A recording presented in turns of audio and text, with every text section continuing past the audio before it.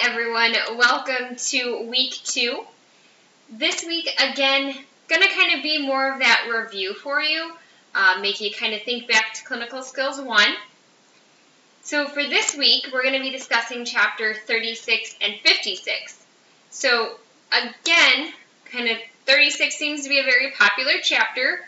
We talked about it in week 1. So I'm not going to actually do a review over that. You should have read it last week. I did a review for it last week. That was that assisting with the physical exam. So I'm really going to focus on chapter 56 this week. So let's kind of take a closer look at that.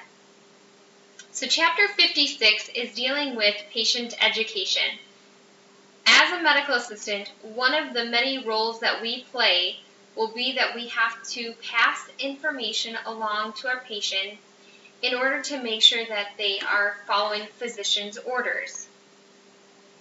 We'll have to give them information and guidance on things such as lifestyle changes, preparing for surgeries or a procedure, and any disease-specific information and treatment plans. It really is important to understand that any patient education you do will need to be altered and changed depending on the patient. Every time you have a new patient, that treatment plan or that education you give will need to be altered. Not every person will learn the same, so we need to make sure that we adjust things, the teachings that we do, so that the education is at the patient's level. Patient education does come in 5 different steps. Step 1 is the assessment. This is really the beginning stage. It will define what the patient's needs really are and how we can help treat them. Step 2 will be the plan. This is where you will need to determine how the tasks should be done. How do they need to be altered? What education level are we teaching to? What's the best way to do this? Is it, handouts or verbal or hands-on? How are you going to put that into action? Then step 3 is really implementing that plan, putting it into action. This is where it's really going to involve the actual teaching that you specifically do for that patient and how you do it. Step 4 is the documentation. Any time that you do some sort of patient education, it needs to be charted in the patient's chart. If you don't do that, any documentation that isn't done means it didn't happen, even if you know it did. But it's also nice because if you document that you did that patient education, at the patient's next visit, we can do a follow-up, which is step 5, evaluation.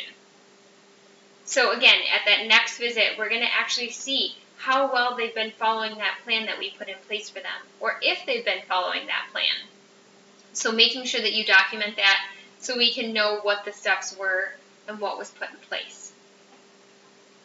So now that we understand how education must be done, but remember, I did say that it would be different for every patient, we need to discuss developing the education and things to take into consideration.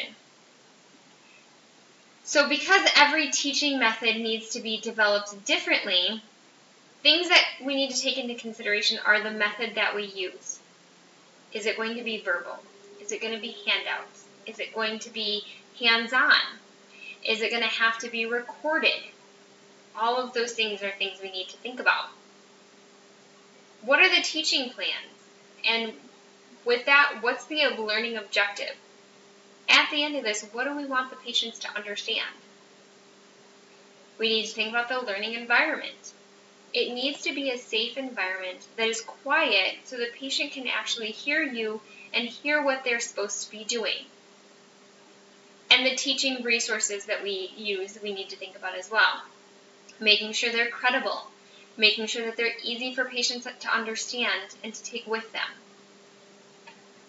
Remember, a good teaching from a medical assistant can really empower your patient to make positive life changes.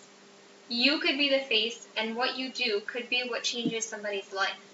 Always keep that in mind. So if you want patients to have good behaviors, you as the medical assistant need to role model that. Healthy behaviors are really important, not only for your patients, but for medical assistants, because we are the faces that they see, and if we can't do what we ask them to do, they won't do what we ask them to do. Alright, I know this seems like a really quick overview, but this is all stuff that we have learned before. Please make sure that you continue to read your chapters in full. Hopefully you read chapter 36 last week. I would really like it if you would read chapter 56 this week. So for this week, you do have one discussion post regarding patient education. Obviously, it's what we talked about this week in the video.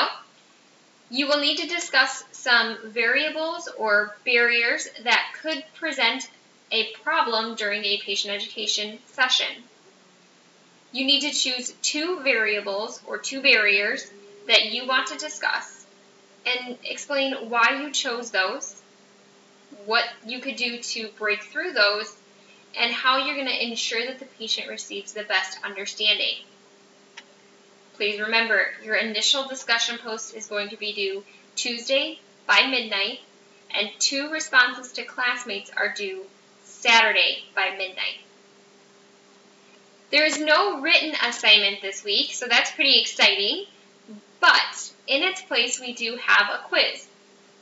Your quiz will be discussing the first 2 weeks of this course, but it also might touch on things you've learned in previous courses. Your quiz is going to be 20 multiple questions with a 20-minute time limit. We will do a quiz review in class this week, so please make sure you bring a device to help you with that. And your quiz online will be due Sunday by midnight. Have a wonderful week, guys, and I will see you on Tuesday. Bye now.